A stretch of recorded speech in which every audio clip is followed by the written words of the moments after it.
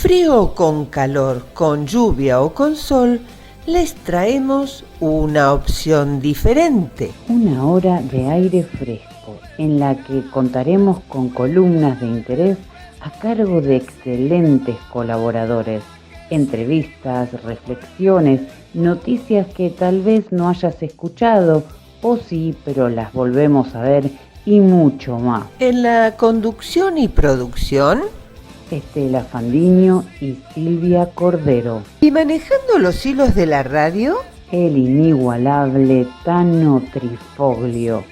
Por aquí, por FM Voces 107.7. para mensajes y comentarios tenemos un nuevo número de WhatsApp. Es 54911 6210 2418. Esperamos tus mensajes, puedes mandar audios o nosotros los leemos. Auspician este programa Talleres de Escritura Narrativa Lidia Risotto. WhatsApp 11 6863 4263. Estudio Contable Estela Capese y Asociados. Consultas al 11 3750 1070 o por WhatsApp al 11 4428 5050. Liliana Ginocchio, artista plástica. Admira algunas de sus obras en su página web lilianaginocchio.com.ar. Envíale un mensaje a su correo liliana@lilianaginocchio.com.ar.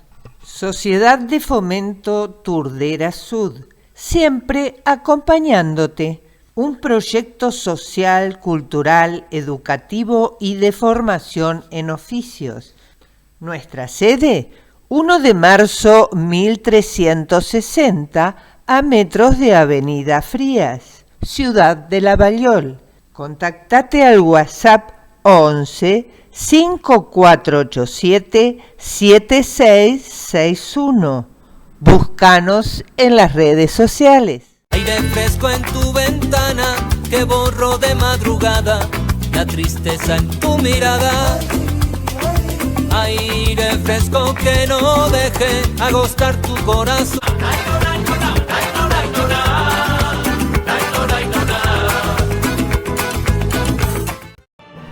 Un mensaje del director de orquesta Gustavo Fontana.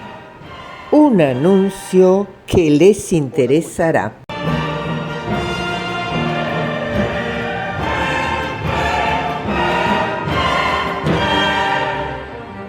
Hola, ¿cómo están? Espero muy bien. Mi nombre es Gustavo Fontana, soy director de orquesta argentino y voy a tener el placer de llevar adelante un programa interesantísimo con la Orquesta Nacional de Música Argentina Juan de Dios Filiberto y el Coro Nacional de Música Argentina los días viernes 8 y miércoles 13 de noviembre en el Auditorio Nacional, en la bellísima Ballena Azul, con un programa que, como les decía, es interesantísimo. Obviamente es un sinfónico coral, pero que va a empezar con música para cuerdas. Su opus 60, el maestro Eduardo Grau, concibió un preludio coral y fuga bellísimos, obra con la cual vamos a dar inicio al concierto.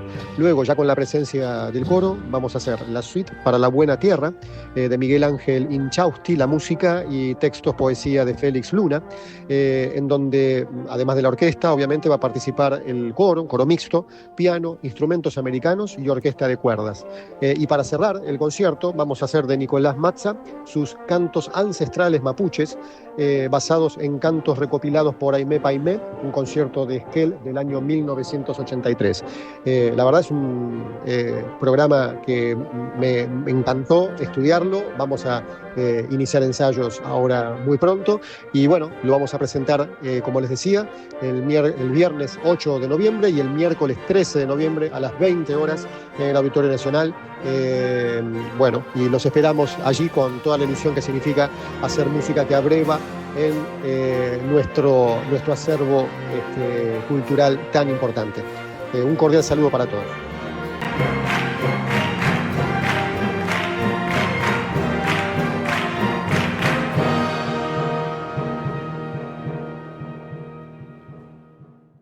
El concierto del viernes 8 será transmitido en vivo. Les paso aquí el link: palaciolibertad.gov.ar/radio.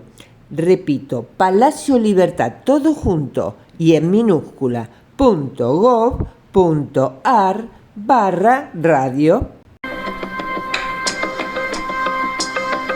Comenzamos los titulares de Silvia.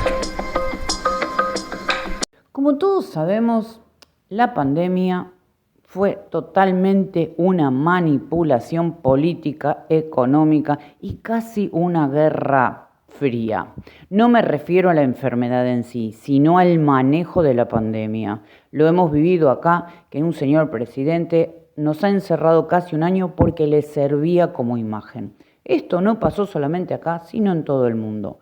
Esta agenda que va a seguir, que es la Agenda 2030 y ahora la pasaron para el 45 porque la gente se la está haciendo un poco difícil, va a seguir ahora, va a cambiar la terminología y de pandemia va a pasar a cambio climático. Si pones los noticieros, cada vez que va a llover va a haber una tormenta catastrófica en todos lados. Cosa que no está sucediendo, a Dios gracias, al universo que complota a favor de los que llaman conspiracionistas. No sé si te enteraste de lo que ha sucedido en Valencia. Valencia ha habido una catástrofe. Si uno ve las imágenes de la gente que manda de allá, de los que tienen gente viviendo allá y les pueden mandar imágenes, es realmente una zona de guerra. Es muy triste ver lo que ha pasado con esta ciudad.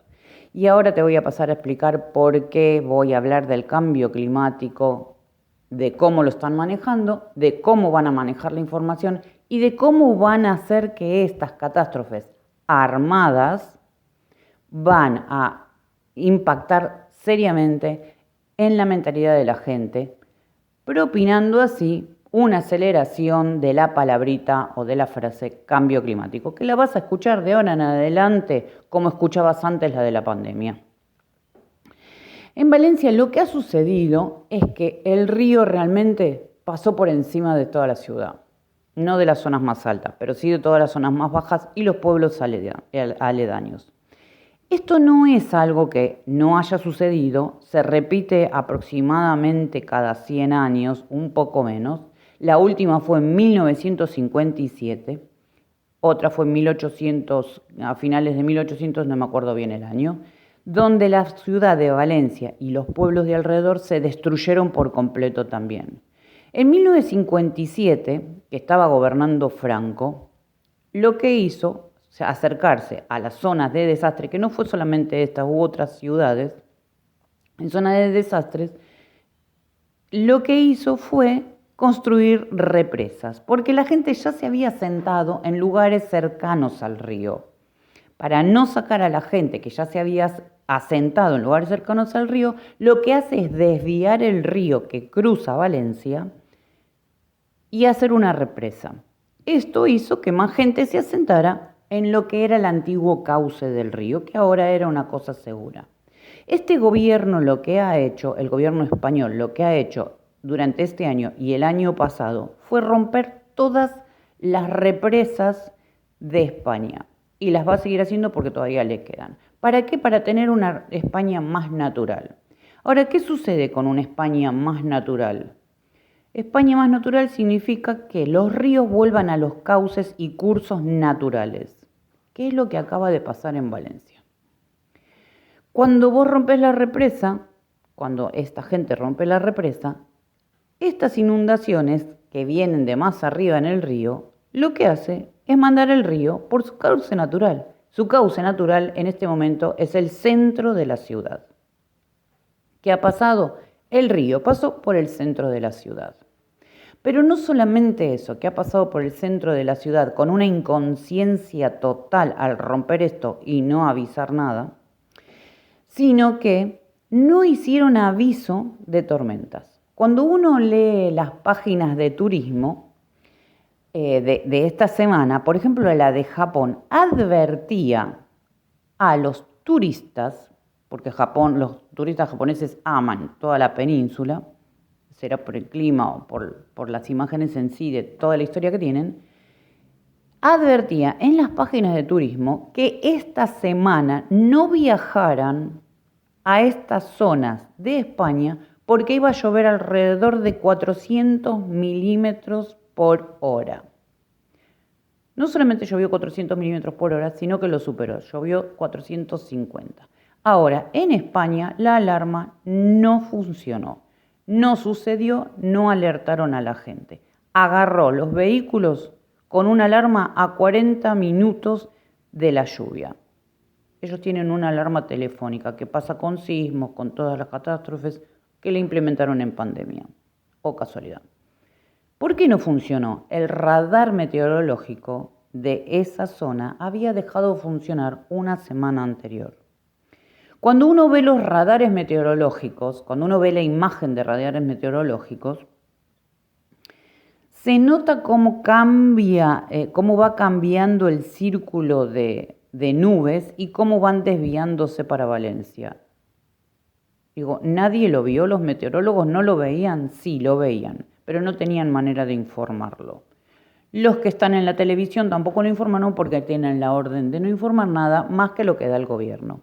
Por otro lado, voy a dejar imágenes para que las puedan ver en YouTube de cómo se hacen avalanchas de personas queriendo ayudar, que llegan caminando porque no hay manera de llegar en auto, llevando comida, llevando palas, rastrillos, llevando lo que pueden para ayudar.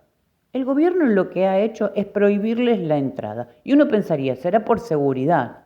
No, es por orden política.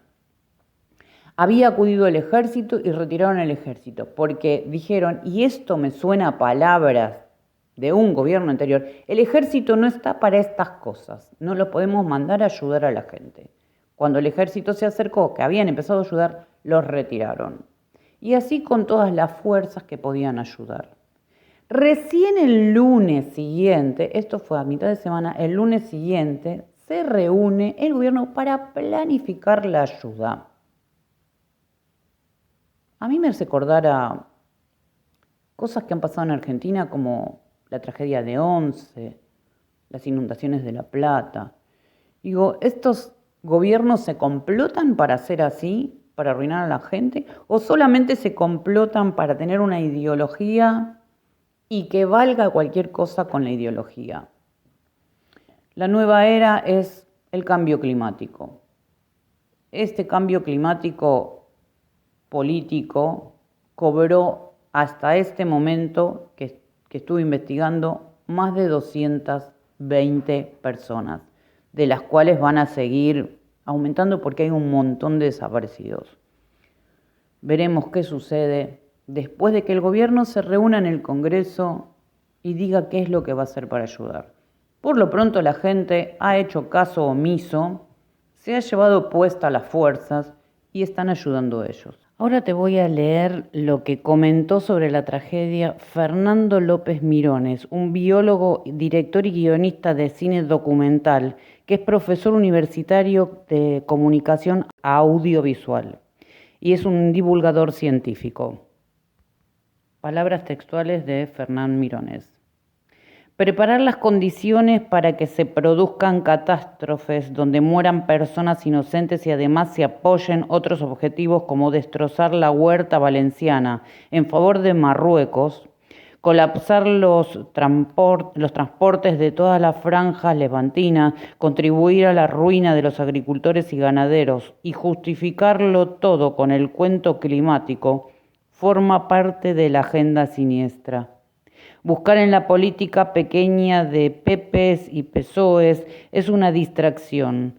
Contribuir al pánico con el buenismo es también colaborar con los culpables. Es lo que quieren. Esta tragedia provocada ha calado especialmente en la generación Z, a través de influencers contratados de falsa disidencia, conducen a los más jóvenes hacia la trampa emocional del ayudemos que muere gente. Algo que nos suena mucho al 2020. Han activado a los veinteañeros a un activismo emotivo con segundas intenciones. La profusión de videos ante unas precipitaciones que son en realidad 1/3 de las caídas en otras ocasiones solo se deben a que hay más móviles con cámaras que nunca y cada ciudadano es un reportero. Abolieron la expresión gota fría, como desapareció la gripe hace 4 años, y la cambiaron por Dana, para que los Z no la encuentren al googlear. De este modo, un fenómeno ancestral suena a algo nuevo provocado por el CCA. Ingeniería neurolingüística de nuevo, manejo de emociones ante un cerebro visual impactado por imágenes que lo colapsa o invalida para reflexión argumentada. Gana Marruecos, poseedor de los contenidos del móvil de Sánchez, con los cuales puede conseguir lo que quiera. Europa se llenará de naranjas norteafricanas que coparán el mercado de las valencianas. El paso siguiente es llegar a esos jóvenes emocionados, ávidos de un prestige generacional, a lugares donde utilizarlos a base de flautistas de Hamelin. Piensen en las siguientes 2 jugadas. No se dejen seducir por las imágenes. No hagan lo que ellos esperan. Miren a las jirafas, por favor. Si impactan emocionalmente, es un objetivo secundario. Miren a las jirafas significa miren un poco más arriba con el cuello largo. Las imágenes son impactantes porque son impactantes. Pero las que están haciendo rodar estos influencers no son las de Valencia. Es momento de presentar algunos auspiciantes. Fandiño Propiedades, 50 años en el mercado inmobiliario. Página web fandiprop.com.ar. Comunícate por WhatsApp al 11 2674 1834. Milling Instalaciones te ofrece sistemas y soluciones de confort interior, aire acondicionado, calefacción, climatización de piscinas y bombas, servicio técnico, repuestos, controles de calidad y atención personalizada. Una empresa con amplia y probada trayectoria. Conocelos en su página web www.milling.com.ar. Avenida Alsina, 1702 Lomas de Zamora.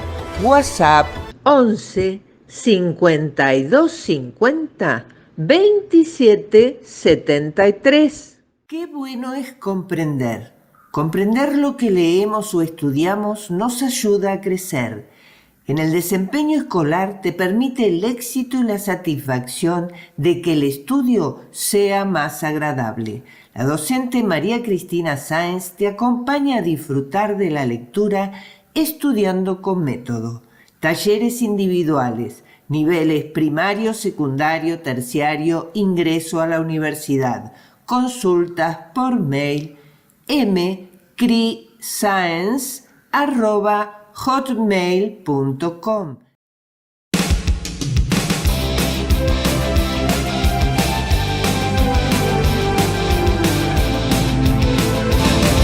Necesito respirar, descubrir el aire fresco y decir cada mañana que soy libre como el viento. Nos contactamos con María Alejandra Silva, licenciada en Ciencias Políticas de la Universidad Nacional de Rosario, magíster en Política de la Flasco, doctora en Sociología de la UBA. Buenas tardes, María Alejandra. Un placer tenerte con nosotros y gracias por atendernos. Queremos hablar con vos sobre la universidad pública. Hola Estela, ¿cómo estás? Gracias por invitarme a charlar de un tema tan candente, tan actual. y de mi interés, porque justamente yo cuando era estudiante en la Universidad Nacional de Rosario comencé a trabajar como ayudante, primero ad honorem, pero después sí tuve un salario en la universidad pública. Así que hice toda mi carrera como profesora de la universidad pública, fui concursando para JTP, después concursé para cargos más altos y tomé decisiones como profesora adjunta coordinadora de otros docentes, es decir, sé de qué estoy hablando, además de que por mi trabajo también estuve en otras universidades del Nordeste, de Buenos Aires, de Córdoba, y conozco también universidades privadas donde di clase, donde tengo amigos investigadores, como la Católica de Buenos Aires, la de Salvador de Buenos Aires, que he dado clase, la Católica y la del siglo XXI de Córdoba. Es decir, conozco por haber estado en actividades, ya sea como profesora, como investigadora. Así que bueno, te agradezco que me llames para hablar de esto, que es un tema interesante y complejo, lo que la gente necesita saber.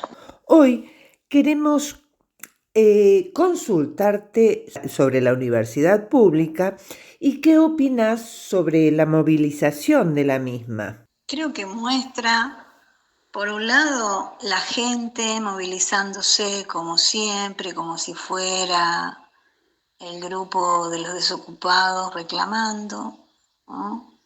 Lo cual es una gran confusión porque no es lo mismo. Estamos pensando en educación y este es un momento para reflexionar, para ver qué hacen otros países de América Latina y para avanzar en mejoras. Entonces no creo que la solución sea movilizarse, sino la solución es estudiar qué hacen otros y ver cómo podemos avanzar. Alejandra, ¿consideras que hay diferencias con otras universidades públicas latinoamericanas? Cuando uno analiza Chile, Brasil, México, se da cuenta que lo primero es la calidad educativa pensada no solo en una currícula actualizada, sino también en la formación continua de los profesores. Y ahí hay una gran distancia con la Argentina. Tenemos universidades públicas donde pasan 20 años y no hay concurso de ningún cargo. Tenemos universidades públicas donde ingresa alguien por motivos partidarios, políticos, porque es del mismo grupo. Y tenemos universidades públicas donde los docentes permanecen solo por antigüedad, es decir, ni siquiera existen criterios de incentivos o de motivación a la formación continua, a la publicación, la investigación científica, de modo que permanecen como si fueran docentes de escuela primaria o secundaria, sin escalafón, sin nada. Y eso es algo que en otros países no hay. Entonces, ¿considerás que se premia, se valora la educación continua como en otros países en la Argentina? En otros países, como por ejemplo Brasil, hasta se premia el nivel secundario, si tiene formación de posgrado, si tiene maestría, si hay doctorado. Y en Brasil, por ejemplo, el docente universitario también tiene personas a las que orienta o dirige en su tesis de maestría y doctorado, es decir, es un formador también de nuevos recursos y por eso recibe un ingreso, ¿no?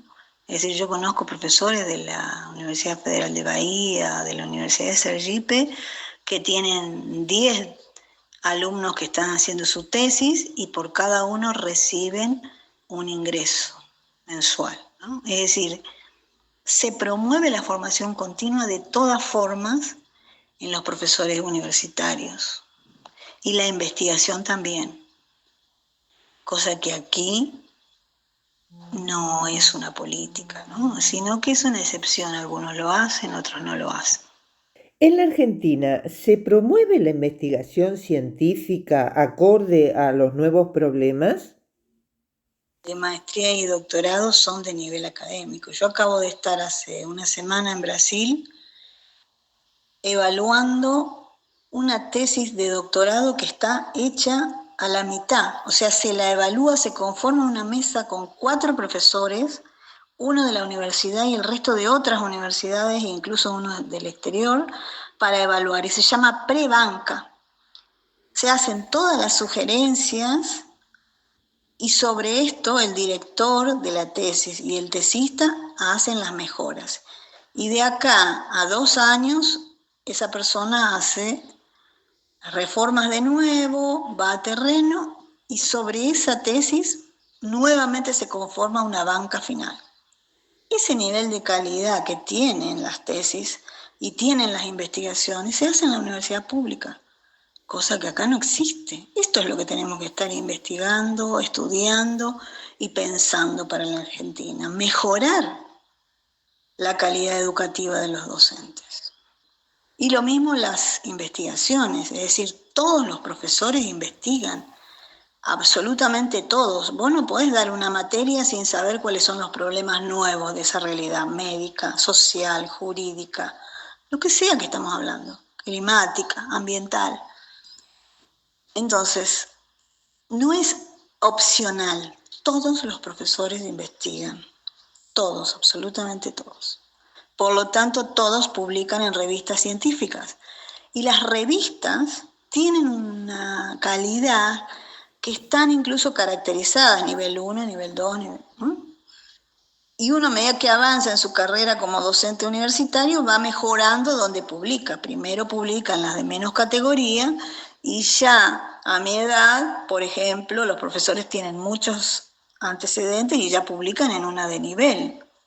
Y respecto a los estudiantes, ¿también hay diferencias? Obvio que hay diferencia, no va a haber un alumno que esté 4 años sin regularizar nada. Es más, hay países donde aprueban con 7, para que veas el nivel de excelencia. Entonces, no podemos tener esta situación que tenemos en la Argentina, donde nadie discute nada. Una cosa es discutir que ingresen todos y otra es discutir que permanezcan eternamente en primer año o que vayan cambiando de carrera o vayan cambiando para hacer política y militancia.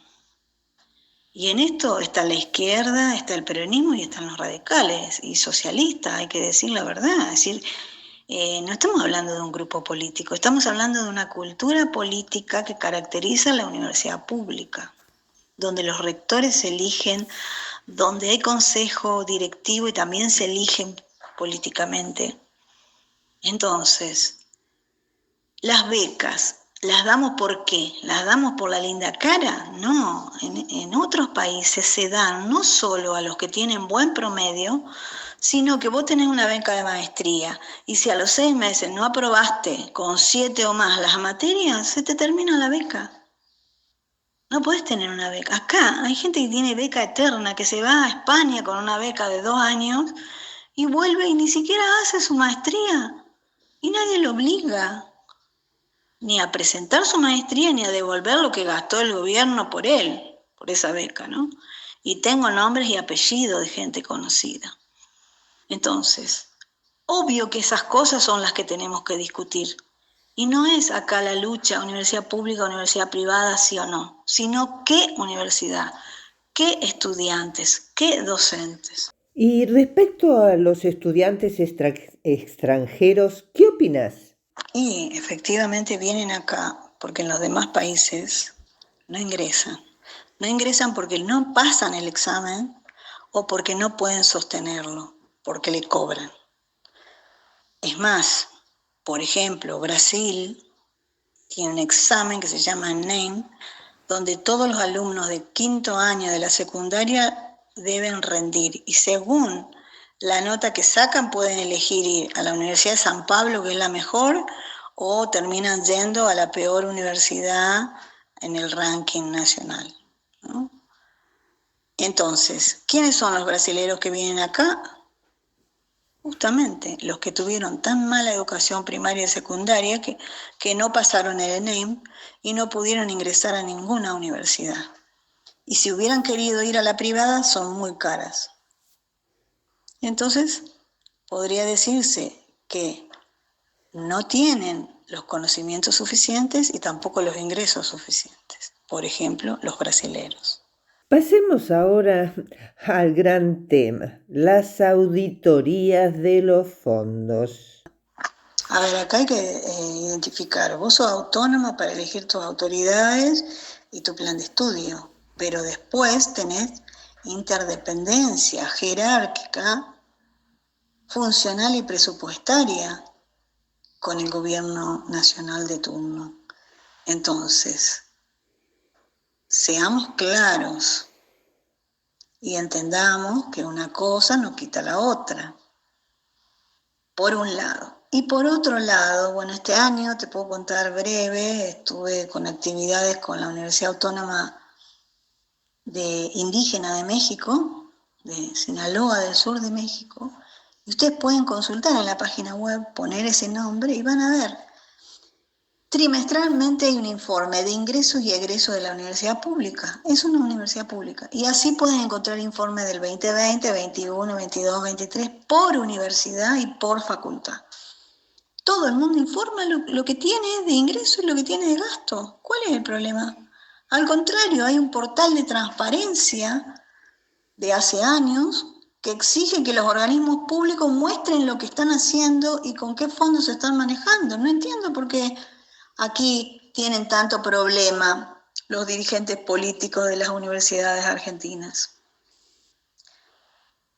Te doy otro ejemplo. Te decía que hace 10 días volví de Brasil, del Nordeste, Sergipe, Universidad Federal de Sergipe. Lo mismo, pueden ir a fijarse en la página web, los invito, y van a ver que tienen informes, ellos dicen relatorio, de todos los ingresos y los gastos. Y ahí están los de investigación, de extensión, de funcionamiento, de arreglo de la universidad, si hicieron convenio con quienes hicieron. Todo es transparente. Y esto es de hace años, no estamos diciendo que es un cambio nuevo, 2023. Entonces, miremos lo que hacen nuestros vecinos, que también son países similares al nuestro, y ellos transparentan los ingresos y los gastos. Y son universidades públicas, autónomas, y sus rectores y decanos se eligen políticamente. ¿Qué podés decirnos de las universidades privadas?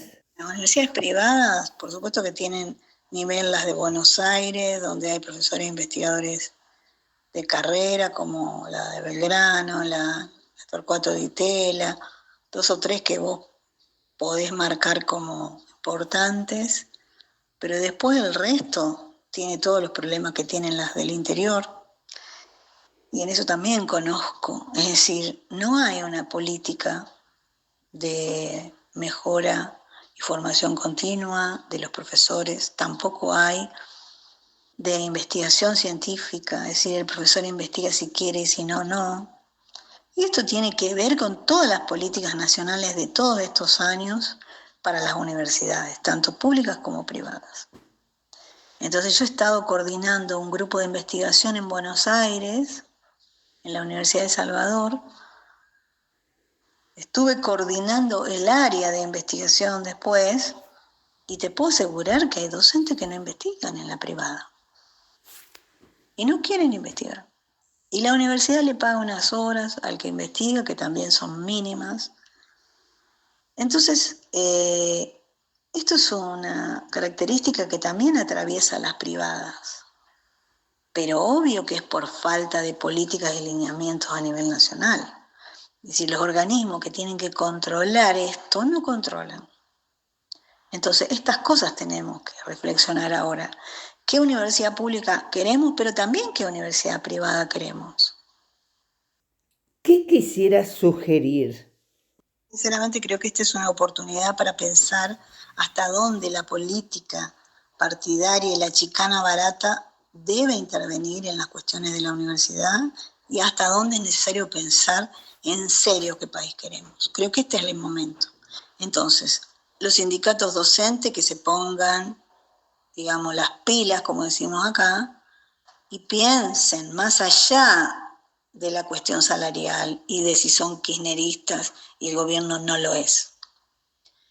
Y lo mismo con el resto de los sindicatos, los no docentes, el centro estudiantes. Creo que es necesario que estudien, estamos hablando de universidad, ¿por qué no estudian lo que hacen otras universidades públicas? Pónganse a estudiar, muchachos, estudiantes, profesores, rectores, si ustedes saben cómo funciona. ¿Los rectores acaso no se reúnen con otros rectores de otros países y no saben cómo funciona? Por favor, no nos tomen el pelo y miren hacia adelante. Aprovechemos esta oportunidad que el gobierno nacional quiere ver, quiere adoptar, para mejorar. No para quejarnos, porque sinceramente así, blanco-negro, movilización en la calle, defensa de la universidad con eslogan, no vamos a ningún lado. Esa es la reflexión que quería decir. Pensemos con el cerebro y pensemos como universitarios, no pensemos con la chicana barata de una vecinal, de un concejal de un municipio pequeño.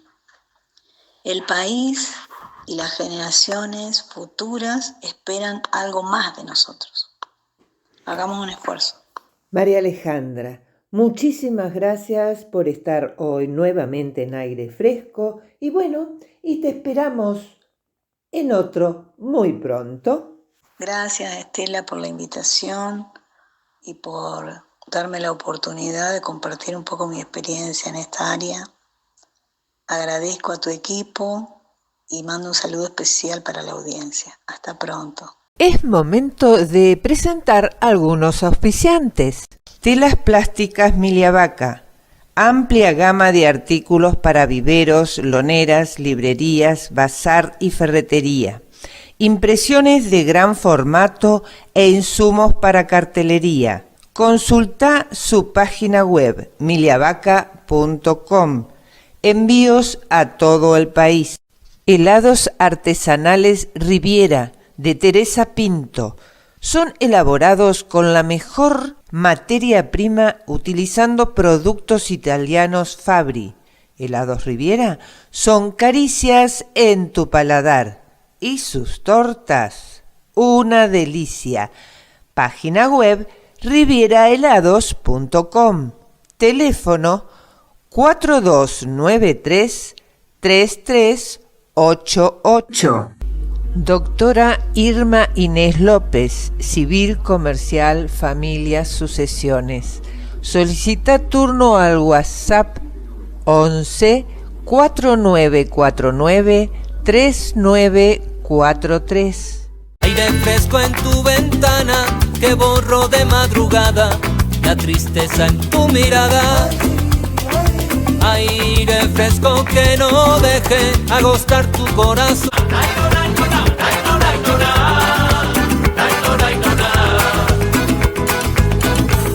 Damos comienzo al espacio Mi hijo es diferente. ¿Y qué? A cargo de Claudia Mazzaferro, creadora y presidenta de Construyendo Redes. Buenas tardes, Claudia. Hola, Estela. Qué bueno encontrarnos nuevamente en este espacio radial Aire Fresco, donde empezamos a transitar juntas este camino de la discapacidad. Claudia, ¿cuál es el tema que abordarás hoy? Y hoy vamos a hablar sobre un tema que en los últimos años fue avanzando de manera preocupante, que es el trastorno del espectro autista. Después de la pandemia se ha notado un incremento de casi un 3% de niños con autismo. Llamativo. Si bien se desconocen un poco las razones de cómo se origina el trastorno del espectro autista, muchos lo atribuyen a la tecnología, otros a la alimentación, otros a la desconexión de la mamá durante el embarazo. Pero en realidad, el origen del autismo todavía se desconoce. Ahora bien, en este último tiempo, el trastorno del espectro autista fue cambiando su significado. Antes había subtipos y subgéneros. hoy se lo envuelve en un campo de semántico mucho más amplio, donde solamente se lo denomina trastorno del espectro autista, dentro de una caracterización aún más amplia, que es trastornos en el neurodesarrollo. Pero si se sacaron los subtítulos, ¿cómo están determinados los niveles? ¿O cómo se determinan los niveles? Y estos niveles están determinados por la gravedad. Hay nivel 1, que es el nivel leve, el nivel 2, que es el nivel moderado, y el nivel 3, que es el nivel grave. Describinos los niveles, así nos queda más claro. El nivel leve es con el tiempo hasta reversible si lo tratamos durante la primera infancia y si acompañamos a nuestros niños, ¿sí?, con terapias complementarias. Que después vamos a ver de qué estamos hablando cuando hablamos de terapias complementarias.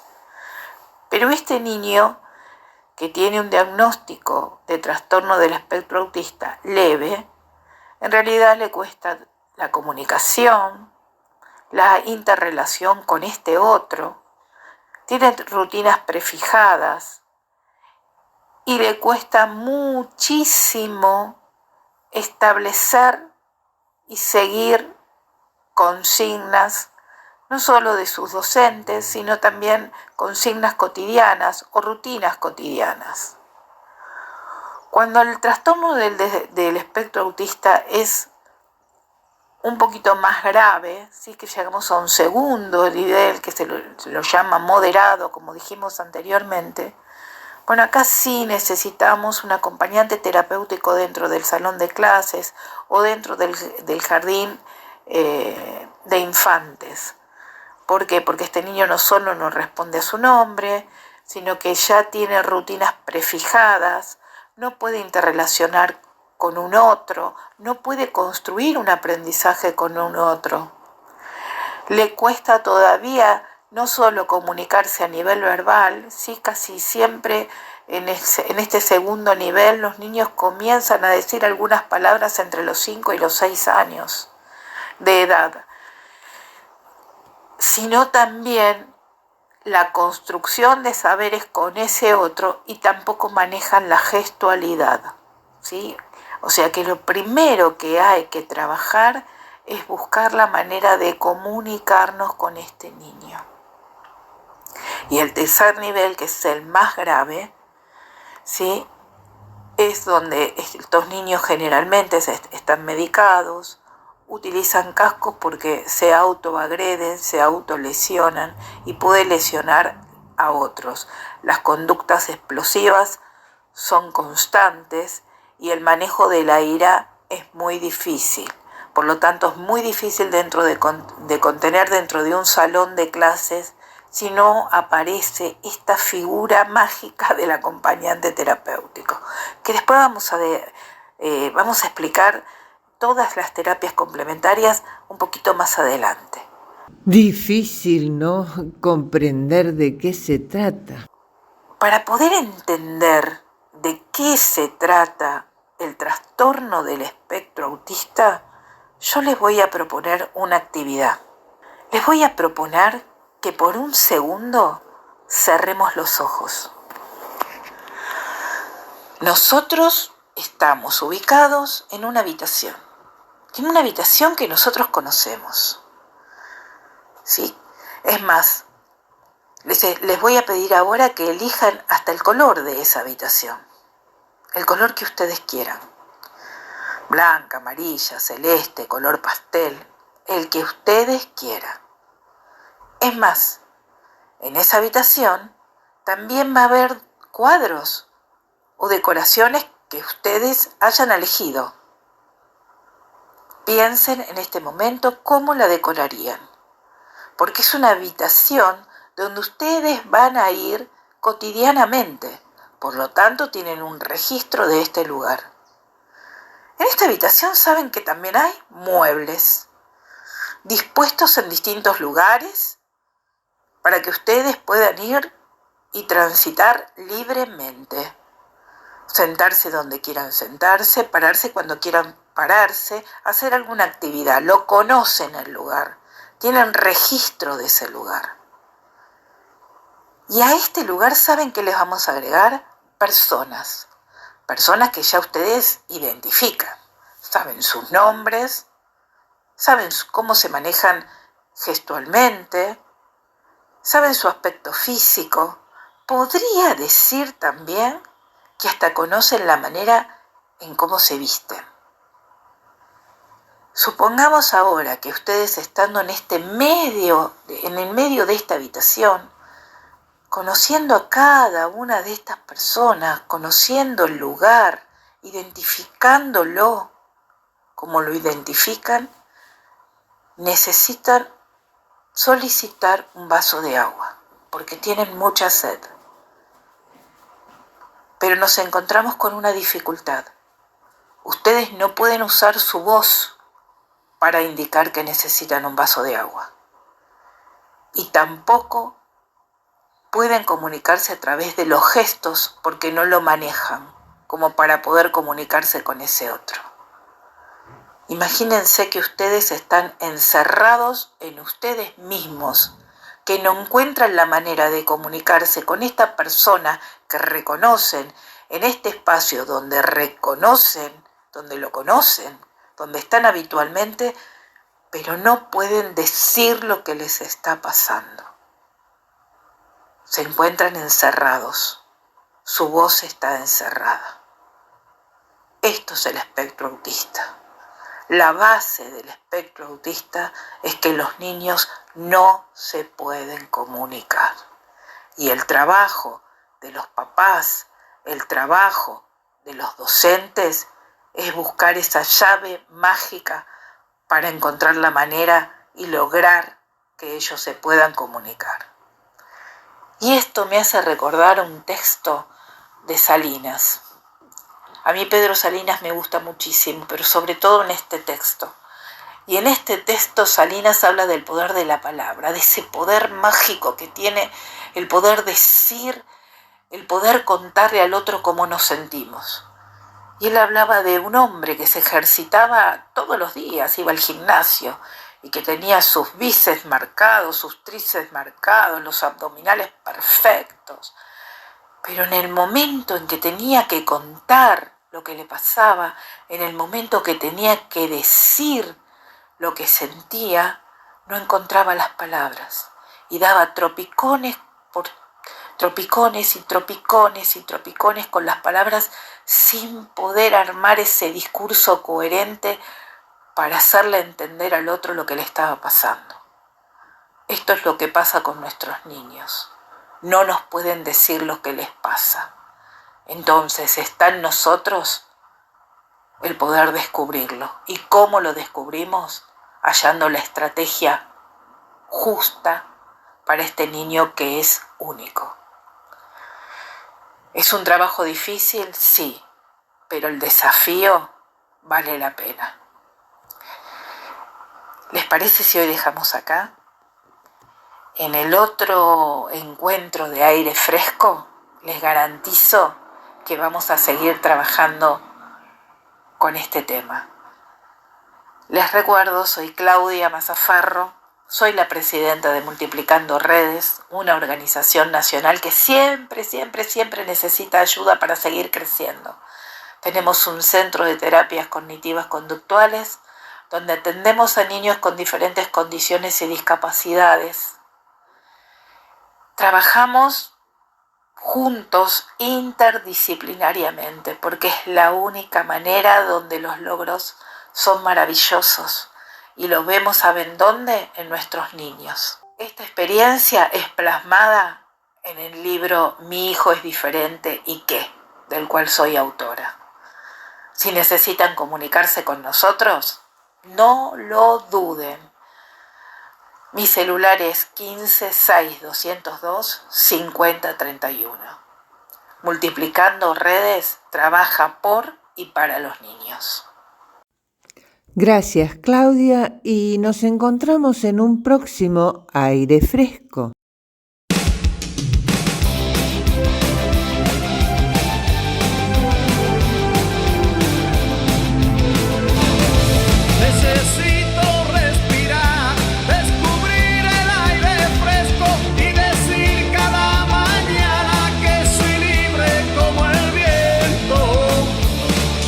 Pasamos ahora a abrir la caja mágica con Ana María y Mabel. Hola, aire fresco. Aquí, nuevamente, junto a ustedes, Mabel Cosenza y yo, Ana María Figueira, para abrir nuestra caja mágica. La caja en común que tenemos con ustedes, que nos escuchan.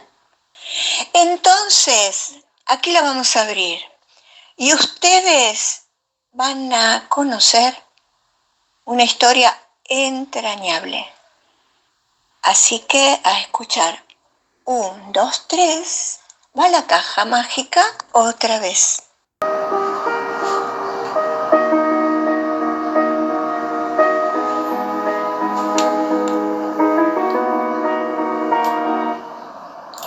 Mi abuela al morir no me dejó dinero. El dinero como tal nunca le gustó a mi abuela, temiendo que desarticulara o dispersara más que cerrara círculos de felicidad. Mi abuela, al morir entonces, me dejó un pedazo de tierra. Ella me enseñó de chica a amar los cerros y el color de los limones cuando se echaba el sol. A esa hora me hablaba de Federico Lorca y me contaba del amor de Federico por los dorados de la tarde. Y al enseñarme de la hermosura del valle me habló de la perpetuidad de la tierra. Entonces oí de sus labios por primera vez la palabra pertenencia. Me contó de Blanca, la que muchos años atrás recorrió los mismos prados y dejó su memoria en ellos. Fue entonces también que me habló de sus raíces, de cómo el dinero y las raíces se encuentran raramente entre sí, que lo primero disloca y lo segundo sujeta. Me dijo mi abuela que la tierra prolongaba más que los hijos u otros elementos y que ella siempre serenaría mi alma. Nombró la trascendencia y yo intuí la relación misma entre la tierra y ella. Me dijo mi abuela que la tierra prolongaba más que los hijos u otros elementos. De todos los terrenos que dividió, éramos varios, los nietos, eligió el más hermoso para mí. Nadie se enteró de ello, pues ella no lo avisó en vida. Al leer el testamento, yo supe que ese lugar era mío. Solo desde allí los cerros se encerraban por los 4 costados y esos muros de árboles y piedra, lejos de ahogar, me protegían. No fue inocente la elección de mi abuela. Ella sabía por qué yo necesitaba esa protección. Elegí las maderas más sencillas y me hice una casa. Con mis propias manos planté el níspero, los 2 aromos, el jacarandá. Recuerdo sus palabras: identidad, pertenencia, perpetuidad, mi propia impronta. Y es el único lugar que he tenido y vivido al que he podido llamar mi casa.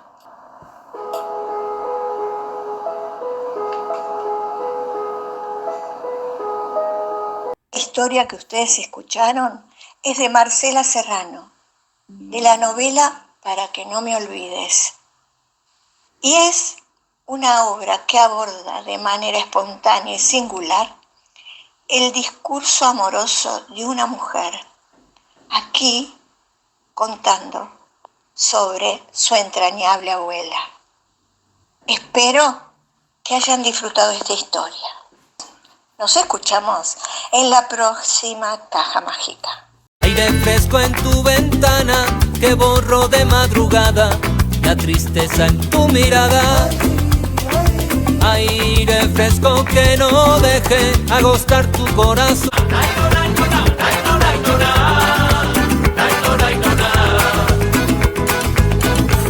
Auspiciaron Aire Fresco, Telas Plásticas Miliavaca, Milling Instalaciones, Riviera Helados Artesanales. Doctora Irma Inés López, abogada. Estela Capese, Estudio Contable. Fandiño Propiedades. Lidia Risotto, Talleres de Escritura. Sociedad de Fomento Turdera Sud.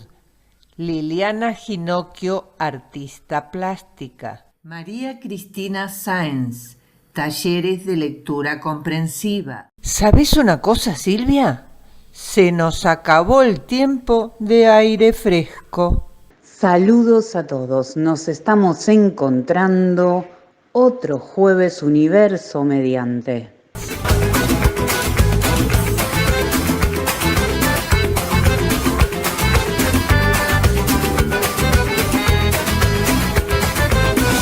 Aire fresco en tu ventana, que borro de madrugada la tristeza en tu mirada. Aire fresco que no deje agostar tu corazón.